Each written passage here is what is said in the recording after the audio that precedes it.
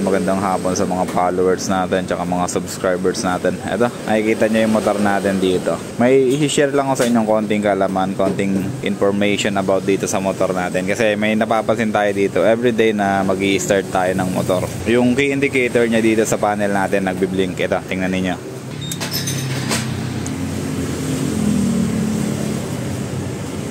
Ayun, yung tinuro ko na yun, nagbi-blink yung key indicator niya ng mga 5 times siguro yun. Kung nabilang nyo, 5 times yun. Ulitin natin para mabilang natin. 1, 2, 3, 4, 5. Ayun. So 5 times nag-blink yung key indicator natin. Ano nga ba ibig sabihin nun? Based sa manual, ang ibig sabihin nun ay mahina na yung battery ng ating remote. Pag ganun yung nangyayari, kailangan na natin palitan yung battery ng remote natin. Sa case ko, siguro mga 2 weeks nang ganito yung motor ko, hindi ko pa pinapalitan yung battery ng remote control natin. So ngayon, magpe-prepare tayo sa biyahe natin papuntang Kasiguran. Ayan, nakita nyo naman. Nilinis na natin yung motor, tapos pinalitan natin ng clutch lining. Yung bag natin, inayos na rin natin dito. Nilagyan natin ng acrylic glass dito sa likod para nakadiretso yung natin, yung bag natin.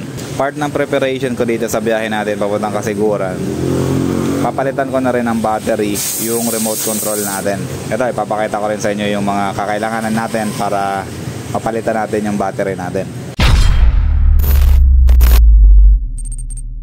Bali, ito yung remote control natin. Kung mapapansin nyo, tinanggal ko na yung casing nya, yung balot natin, para madali na lang natin ma-access yung mga gagamitin natin. So, andito yung remote natin. Meron tayo ditong piso. Mamaya, ipapakita ko sa inyo kung ano yung gamit nitong piso na to. Tapos, syempre, yung ating battery. Yung battery natin, ang code niyan ay CR2032. Ayan yung lagi natin ginagamit. Ngayon, kung naghahanap kayo ng battery nito, pwede kayo pumunta sa mga gumagawa ng relo. Meron yan sa Mercury, meron din yan. Tapos sa mga 7-Eleven, meron din yung mga ganito. Yung mga ganitong battery. Tapos kung mapadaan kayo dito sa shop, tapos nakikita nyo nagbi-blink na rin yung key indicator ninyo sa panel. Ayan, pwede kayong pumunta dito, dumaan kayo dito. May mga available pa naman tayo dito. Ang brand na ginagamit natin dito ay Maxell. Ayan, Maxell brand yung gamit natin para dito sa mga remote control natin. Siya nga pala, yung motor natin ay almost 2 years na sa February. Medyo matagal-tagal pa naman, pero parang ganoon na rin yan. Tapos ang gamit kong remote ay isa lang. Ayan, isang peraso lang. Kasi isang remote natin nandun pa sa dealership natin. Alam nyo naman, hulugan yung motor natin, kaya isang remote lang yung nasa atin. Kaya ito, ingat na ingat tayo dito. Hindi pwedeng mawala yung remote na to. Okay, so ngayon ituturo ko sa inyo kung paano natin bubuksan, paano natin papalitan ng bagong battery itong remote natin. Madali lang naman to. Ang pagbukas ng remote natin ay kailangan lang natin ng piso.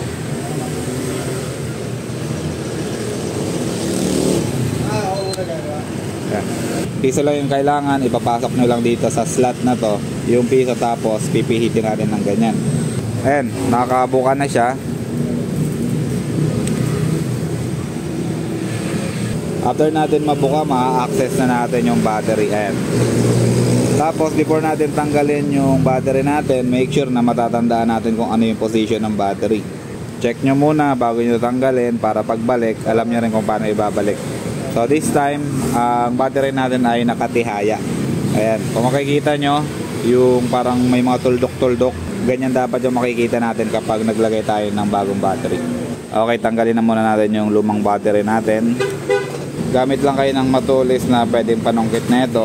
Tapos ayan, matatanggal nyo na yung battery. Check natin yung battery natin dito. Ang brand nito ay Murata, made in Indonesia. Tapos ang code niya ay CR2032. Same lang nito ikakabit natin. Ayan, Maxell CR2032. Same lang ng code. Itong Maxell ay made in Japan. Ito ay made in Indonesia. Parehas lang yan. Gamit tayong gunting para ma-open natin to.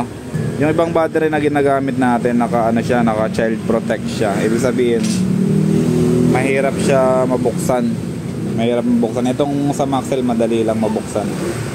Okay, ilalagay na natin yung battery natin. Hard press lang natin para may balik na natin. Ayan, hard press lang. Pag narinig nyo yung click na gano'n, okay na yan. Pulasan lang natin ng konti. Tapos ibabalik na natin. Yung pagbabalik, same lang din naman. Papantayin lang natin na ganon. Nakapantay na. Tapos press lang natin ulit ng mahigpit. Yan. Tapos makikita nyo, nakalapat na ulit siya. Nakalapat na yung remote natin. Yung kanina, kung hindi nyo nakita, yung piso natin, ayan. Yan, ganyan na ganyan. Piso lang talaga. Piso lang katapat niyan. Tapos pipihitin natin ng ganon.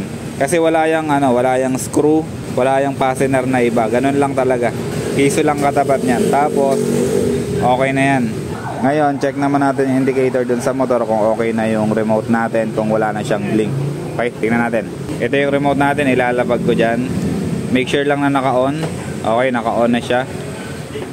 Check natin.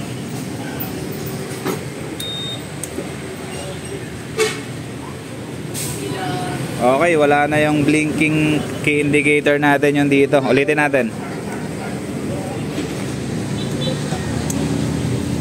Ayan. Obserbahan nyo yan, yung key indicator natin dyan. Tingnan natin kung magbiblink siya. Test, 1, 2, 3. After ignition, on. Okay na. So, wala nang nagbiblink. Ibig sabihin, okay na yung battery ng remote natin. Ngayon, para makasigurado kayo kung tama yung sinasabi ko, check nyo sa manual. Ako kasi wala na akong manual. Hindi ko na makita yung manual na para dito sa motor natin. Pero, since galing na tayo dun sa ADB 150, tapos magkaroon tayo ng ADB 160, same lang din naman ang reason, tapos same lang din ang solution yung mga ginagawa natin dito sa remote natin. Okay? So, ayun lang. Nag-share lang ako ng konting kalaman sa inyo. Part ng preparation natin, kung may nakikita tayong abnormal dun sa motor natin, ayan, kasama sa aayusin natin yan before tayo mag long ride. Ayan, see you sa kasiguran, mga germs natin dyan. Maraming salamat. Jeff Rocks out.